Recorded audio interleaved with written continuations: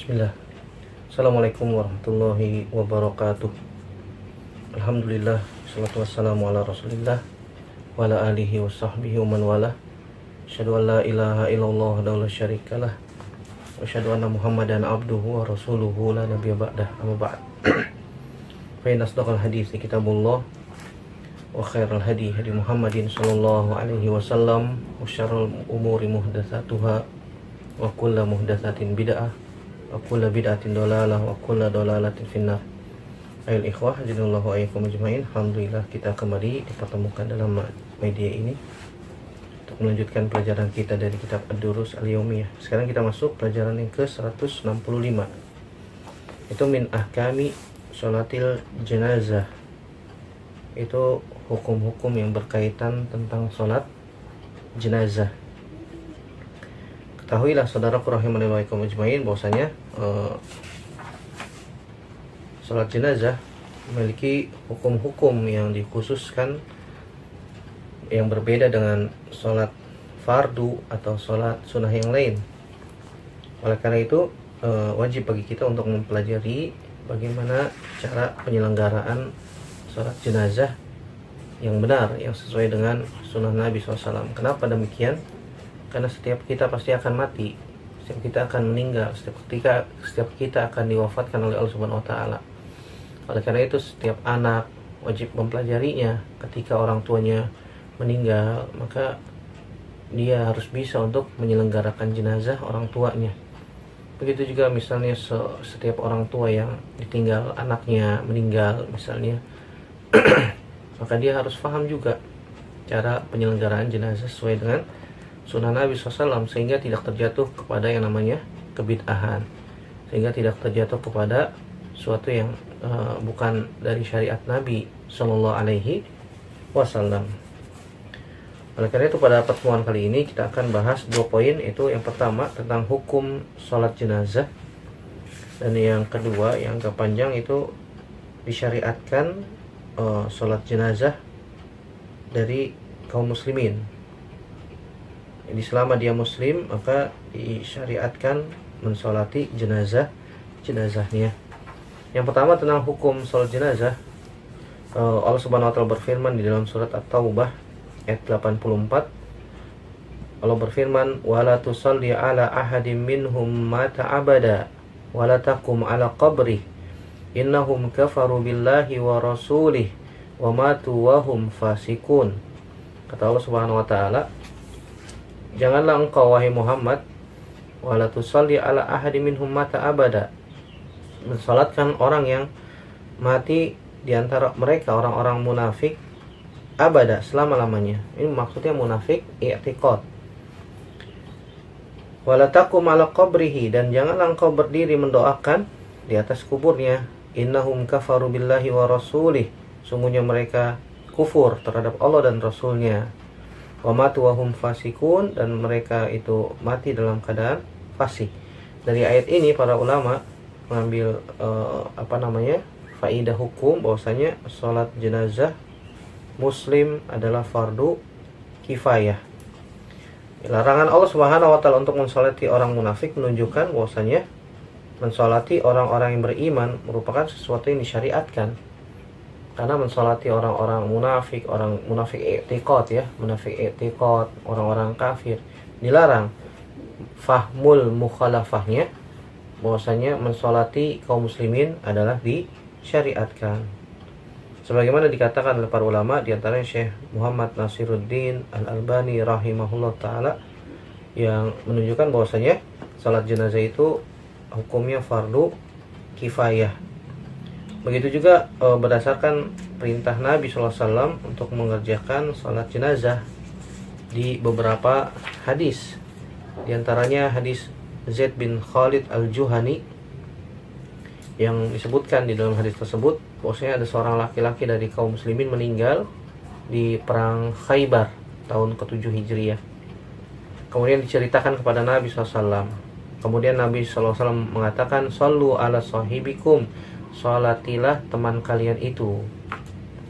Maka para sahabat dari kalangan kaum muslimin pun wajahnya berubah. Kemudian Nabi SAW menyebutkan sebab kenapa Nabi tidak mau mensolati orang yang tewas meninggal dari kalangan kaum muslimin di perang Khaybar tersebut. Nabi SAW menyebutkan ilatnya, sebabnya. Kata Nabi SAW, karena teman kalian telah mencuri harta rampasan perang di jalan Allah. Lalu para sahabat pun memeriksa, ternyata benar ditemukan perhiasan milik orang Yahudi yang nilainya tidak sampai 2 dirham. Berarti dari sini para ulama mengambil kesimpulan bahwasanya sholat jenazah fardu kifayah. Buktinya Nabi SAW memerintahkan kepada para sahabat untuk mensolatinya. Nabi tidak mau mensolatinya karena jenazah tersebut pernah mencuri harta rampasan perang. Dan ternyata diperiksa ternyata dicek, diperiksa bekalnya, dan ternyata ditemukan perhiasan milik orang Yahudi yang nilainya tidak sampai 2 dirham. Hadis ini diriwayatkan Imam Malik dalam Muwatta, Imam Abu Daud, Imam An-Nasa'i, begitu juga Imam Al-Hakim. Al-Imam Al-Hakim mengatakan sanadnya sahih menurut syarat Imam Bukhari dan Imam Muslim. Wallahu ta'ala a'lam bishawab. Jadi hukum sholat jenazah adalah fardu kifayah berdasarkan dalil yang sudah kita sebutkan. Kemudian pembahasan yang kedua adalah disyariatkan kita mensolati jenazah selama jenazah tersebut adalah muslim. Asalnya jenazah kaum muslimin disyariatkan untuk disolatkan, tetapi ada beberapa perincian yang disebutkan oleh para ulama. Di antaranya disebutkan oleh Syekh Muhammad Nasiruddin Al-Albani rahimahullah ta'ala dalam kitab Ahkamul Janaiz wa Bida'uha. Ada beberapa poin yang kita sebutkan di sini. Di antaranya ada kurang lebih 9 poin.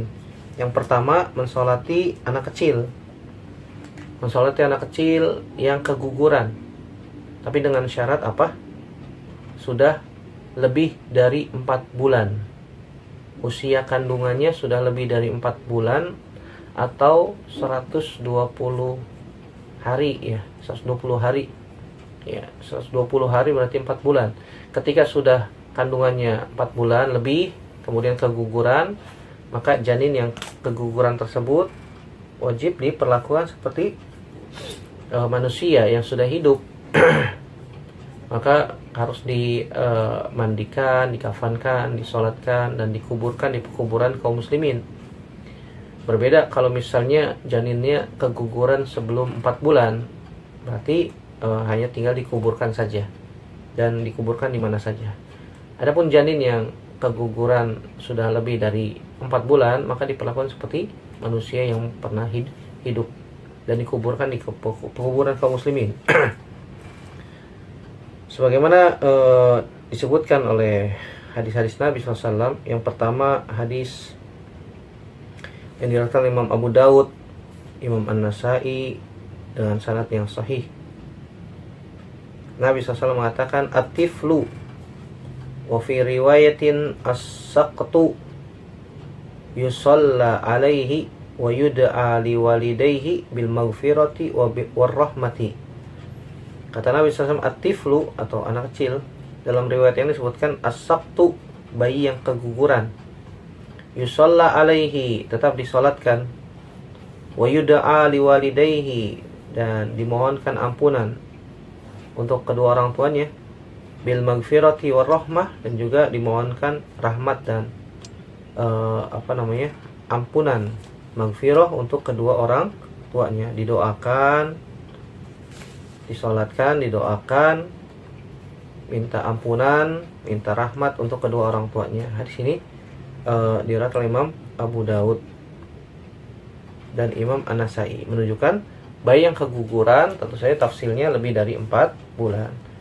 Yang kedua, hadis Aisyah radhiyallahu taala anha, yang mana dulu pernah ada bayi dari kalangan Ansor meninggal, kemudian dibawa kepada Nabi sallallahu alaihi wasallam. Kemudian Nabi SAW pun mensolatinya. Maka Aisyah mengatakan, wahai Rasulullah, ini anak beruntung sekali, dia menjadi salah satu penghuni surga. dia menjadi salah satu burung-burung surga yang belum pernah melakukan keburukan sama sekali. Kemudian Nabi SAW mengatakan, "Au ghayra dzalik ya Aisyah, innallaha khalaqa lil janna ahlan khalaqahum laha wa hum fi aslabi abaihim wa khalaqa lin nari ahlan khalaqahum laha wa hum fi aslabi abaihim." Atau mungkin juga bisa selain itu, wahai Aisyah. Kata Nabi SAW, sungguhnya Allah Subhanahu Wa Taala menciptakan surga. Allah telah menciptakan surga dan telah menciptakan penghuninya. Innallaha khalaqa lil jannati ahlan wa khalaqahum laha. Dan Allah Subhanahu Wa Taala telah menciptakan mereka, maksudnya penghuni surga itu, fi aslabi abaihim, di dalam tulang rusuk orang tua mereka. Wa khalaqa lin nari ahlan, dan Allah juga telah menciptakan neraka. Wa khalaqahum laha, dan Allah Subhanahu wa taala juga telah menciptakan penghuninya.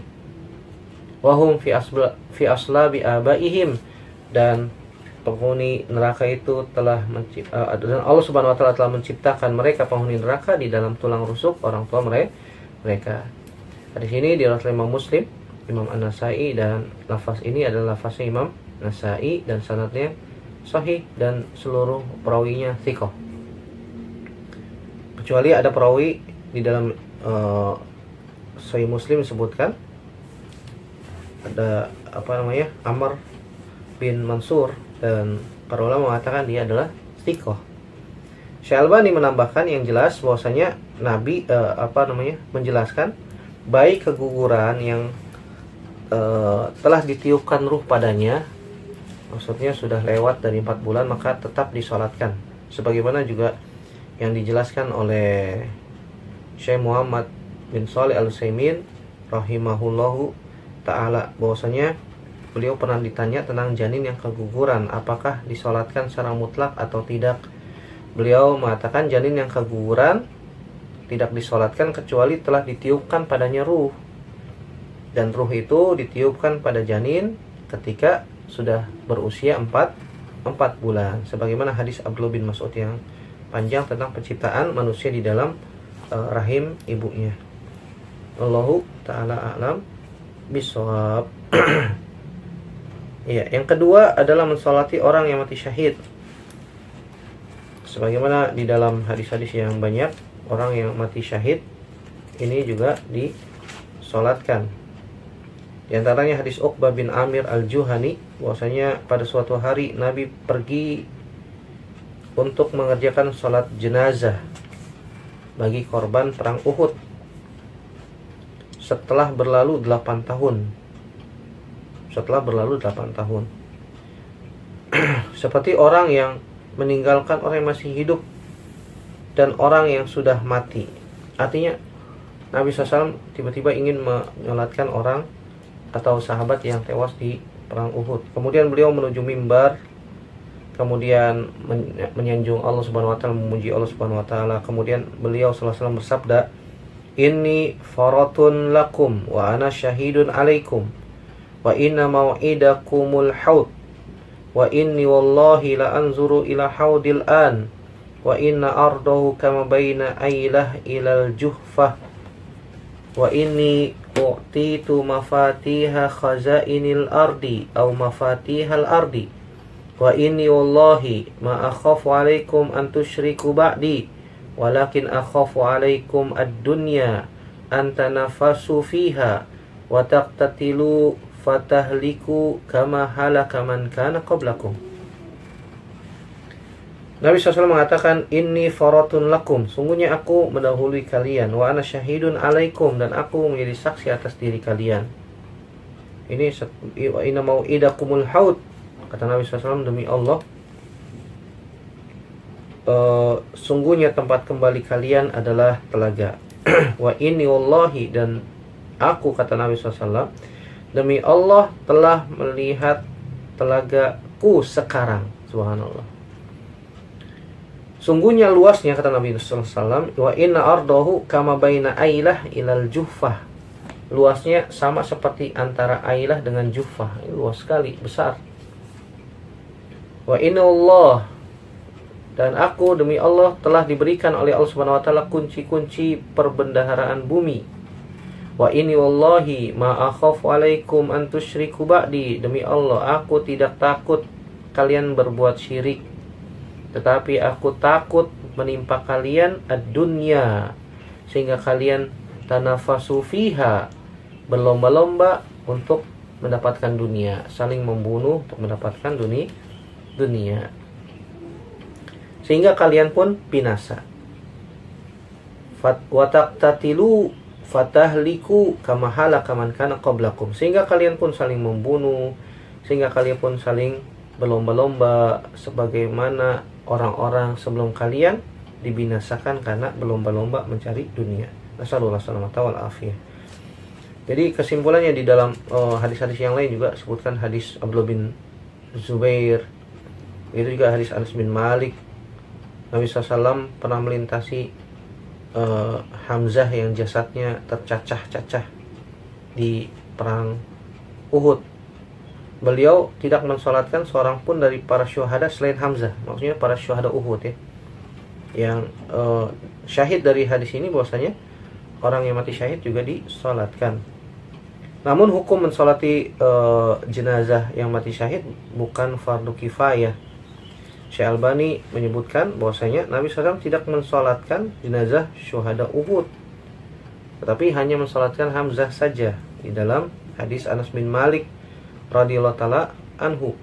Namun tidak dipungkiri bahwasanya disyariatkannya sholat yang mati syahid, sekalipun tidak diwajibkan,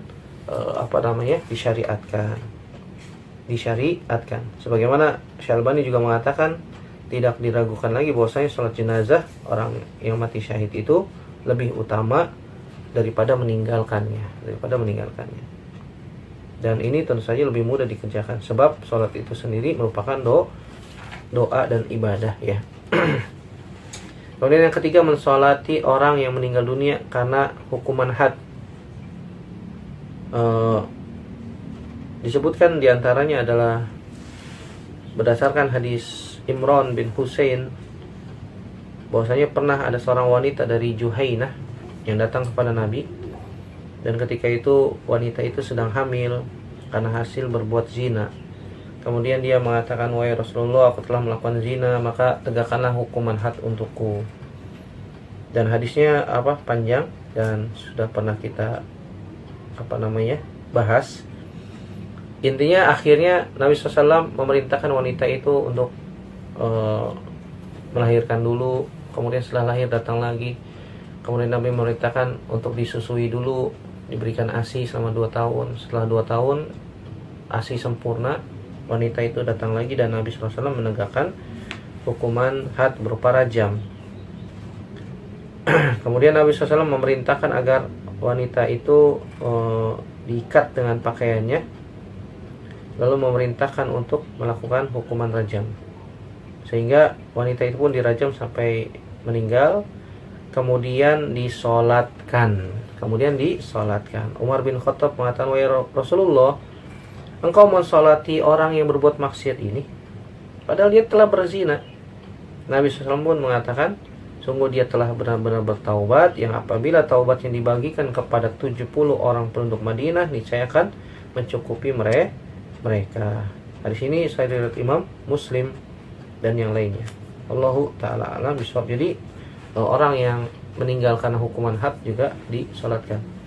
Yang keempat, mensolati orang yang gemar atau suka melakukan maksiat. Selama mereka muslim tetap disolatkan, walaupun mereka pecandu, minum khamr, berbuat zina, selama mereka muslim maka disyariatkan untuk disolatkan. Bagaimana hadis Abu Qatadah, juga hadis Jabir bin Samurah, dan hadis-hadis yang lain ya, yang menunjukkan, juga hadis Zaid bin Khalid radhiyallahu taala anhum, yang menunjukkan bahwasanya mensolati orang yang berbuat maksiat, kefasikan juga disyariatkan. Kata Nabi SAW, sallu ala sahibikum, inna sahibakum ghalla fi sabilillah. Bagaimana hadis Zaid bin Khalid mengenai Nabi menolak untuk mensolati orang yang berbuat curang. Nabi mengatakan kepada para sahabat, "Shollu ala sahibikum." Nabi SAW tidak mau mensolatinya, tapi memerintahkan pada sahabat. Ini menunjukkan tetap disyariatkan sholat jenazah bagi orang yang melakukan maksiat. Kata Nabi SAW, sholatkanlah oleh kalian. Sungguhnya kawan kalian ini telah berbuat curang di jalan Allah. Tentu saja kalimat penolakan ini dilakukan oleh pemimpin tertinggi. Tetapi pemimpin tertinggi memerintahkan, memilih untuk mensolatkan dari kalangan masyarakat, dari kalangan orang-orang yang ditunjuknya. Makanya Nabi katakan, "Shollu ala sahibikum."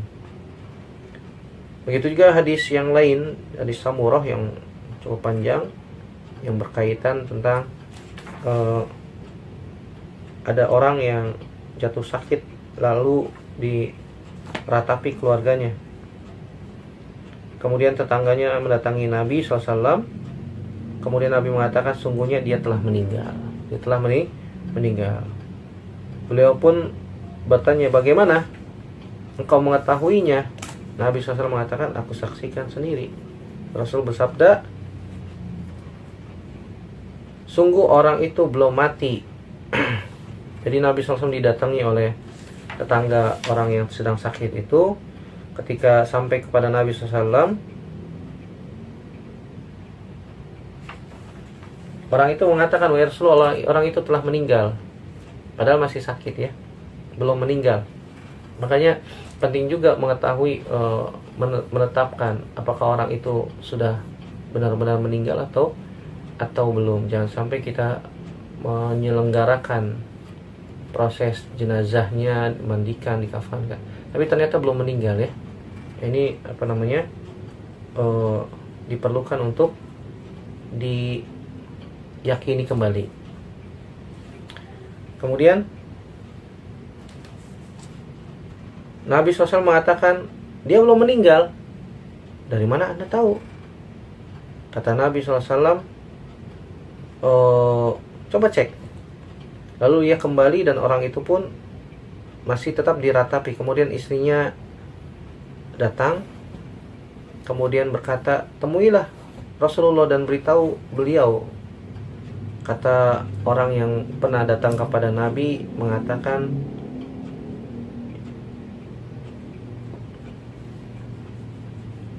ia berkata, ya Allah, laknatlah orang itu. Ia pun beranjak, lalu ia pun menyaksikan orang yang telah membunuh dirinya dengan anak panah. Artinya apa? Dia tidak sabar atas penyakitnya sehingga dia bunuh diri dengan anak panah. Kemudian dikabarkan lagi kepada Nabi SAW dan diberitahu tentang kabar orang tersebut. Kemudian beliau bertanya, bagaimana engkau mengetahuinya? Ia menjawab, saya melihat sendiri wahai Rasulullah, dia membunuh dirinya dengan anak panahnya. Nabi bertanya lagi, engkau saksikan sendiri? Ia menjawab, iya. Maka Nabi SAW mengatakan, idzan la usolli alaihi. Kalau begitu aku tidak akan mensolatinya. Artinya apa? Nabi SAW tidak mau mensolati orang-orang yang melakukan maksiat, tetapi Nabi SAW perintahkan untuk mensolati dari kalangan para sahabat. Ini menunjukkan bahwasanya tetap disyariatkan, tetapi pemimpin tertinggi tidak mensolatinya ya, sebagaimana Nabi SAW tidak mau mensolatinya. Tentu saja ini merupakan ancaman yang sangat besar, bahwasanya Nabi SAW tidak mau mensolati orang-orang yang berbuat maksiat, matinya melakukan dosa dan maksiat. Maka diperhatikan agar kita senantiasa menjauhi dari dosa dan maksiat. Tapi tetap disyariatkan untuk disolatkan, walaupun yang mensolatkan adalah orang lain. Yang kelima, mensolati orang yang meninggalkan solat. Hal ini pernah ditanyakan oleh Syekh Muhammad bin Shalih Al-Utsaimin rahimahullah ta'ala tentang hukum mensolatkan jenazah orang yang suka meninggalkan solat, atau diragukan apakah dia benar-benar meninggalkan sholat sama sekali atau dia pernah sholat seumur hidupnya walaupun sekali. Nah, apakah boleh bagi kaum muslimin mengurusi dan menyerahkannya kepada kaum muslimin yang lain untuk disolatkan atau tidak? Jawaban Syekh Muhammad bin Shalih Al-Utsaimin, beliau menyebutkan bahwasanya apabila diketahui secara pasti orang tersebut mati, meninggal, dan ia tidak pernah sholat sama sekali, maka jenazahnya tidak boleh disolatkan dan tidak halal bagi keluarganya untuk menyerahkan jenazahnya kepada kaum muslimin untuk disolatkan, sebab orang itu telah keluar dari agama Islam. Kalau sudah dipastikan dia tidak pernah sholat sama sekali, dipastikan seumur hidupnya, apakah dia pernah sholat? Kalau misalnya di akhir-akhir hayatnya dia pernah sholat, walaupun salah-salah gitu ya, dia taubat di akhir hayatnya, ketika sakit dia berusaha untuk wudu, dia berusaha untuk sholat, maka berarti dia pernah sholat. Nah, ini yang dikatakan oleh Syekh Muhammad bin Shalih Al-Utsaimin, bahwasanya tidak halal bagi keluarganya untuk menyerahkan jenazahnya kepada kaum muslimin untuk disolatkan jika sudah dipastikan dia tidak pernah sholat sama sekali walaupun di akhir hayatnya, dan dia dikuburkan di pekuburan orang-orang kafir kalau tidak pernah sholat sama sekali, dan dikumpulkan pada hari kiamat bersama Fir'aun, Haman, Qarun, dan Ubay bin Khalaf. Na'udzubillah. Nasallallahu salamata wal afiyah. Tetapi misalnya keadaannya orang itu pernah sholat walaupun seumur hidup hanya sekali, sekali saja sholat Idul Fitri setahun sekali, atau di akhir hayatnya dia berusaha untuk sholat, maka tentu saja dia dihukumi orang yang fasik, sehingga boleh disolatkan.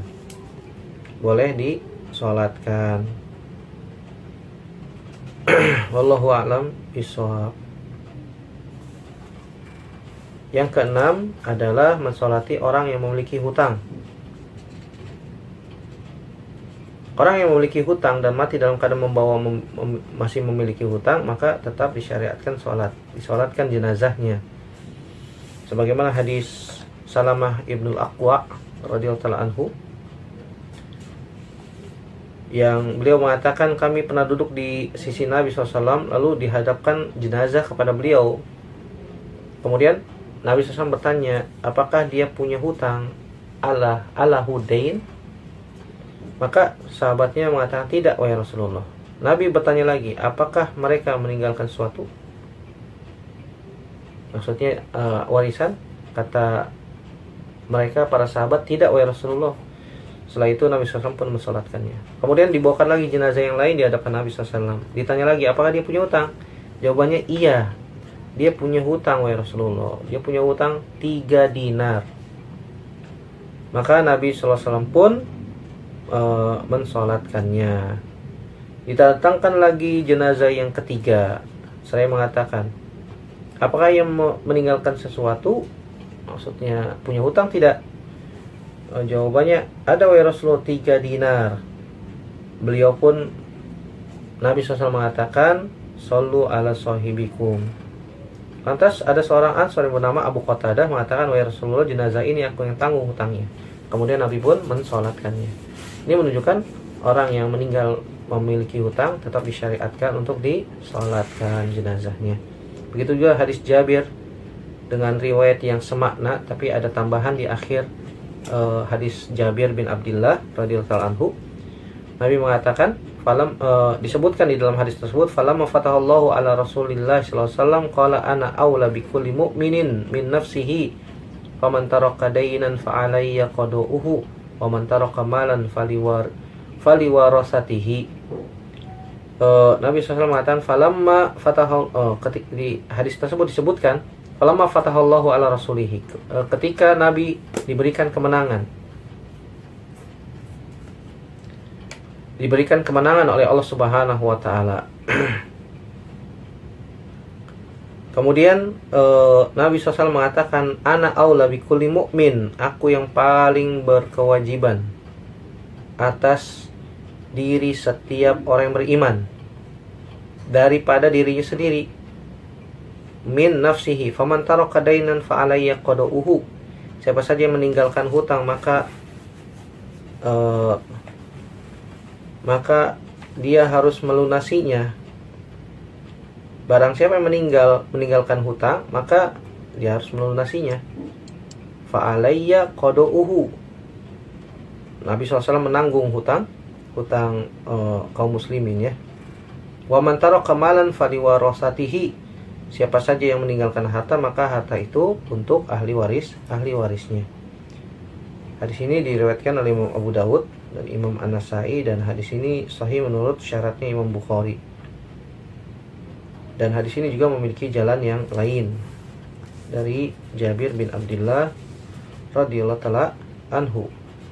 Di dalam hadis ini disebutkan faman taraka dainan fa alayya qada'uhu. Siapa saja yang meninggal dari kalangan kaum muslimin yang memiliki hutang, maka aku yang akan melunasinya, aku yang menanggungnya, aku yang menanggungnya, kata Nabi sallallahu alaihi wasallam. Sehingga Nabi sallallahu alaihi wasallam pun mensolati jenazah yang kedua tadi yang punya hutang, yang ketiga ini kalian saja yang solati. Kemudian Abu Qatadah datang untuk mengatakan, saya yang melunasinya wahai Rasulullah.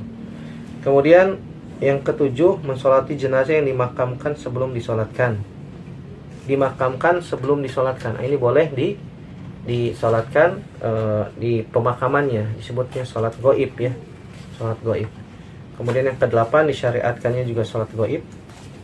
Yang terakhir, yang ke-9, dibolehkan mensolati jenazah di kuburnya walaupun sudah lebih dari 1 bulan. Kenapa dibolehkan sholat di kuburan? Maksudnya sholat jenazah di kuburan, karena sholat jenazah itu tidak ada ruku, tidak ada sujud. Yang tidak diperbolehkan sholat biasa ya, di kuburan nggak boleh, hukumnya haram. Dan itu termasuk tempat-tempat yang dilarang untuk melakukan sholat. Tetapi kalau sholat goib, sholat jenazah, jenazah tersebut belum sempat disolatkan, maka boleh disolatkan di kuburannya, sholat jenazah ya, sholat jenazah. Sebagaimana hadis-hadis yang banyak disebutkan oleh para ulama tentang masalah ini ya. Wallahu a'lam bishawab. Ini saja yang bisa kita sampaikan pada kesempatan kali ini. Semoga bermanfaat. Pada pertemuan yang akan datang insyaallah kita akan jelaskan tentang tata cara salat jenazah insyaallah taala. Wassallallahu ala nabiyina Muhammadin wa ala alihi washabbihi wasallam wa akhir da'wana alhamdulillahi rabbil alamin.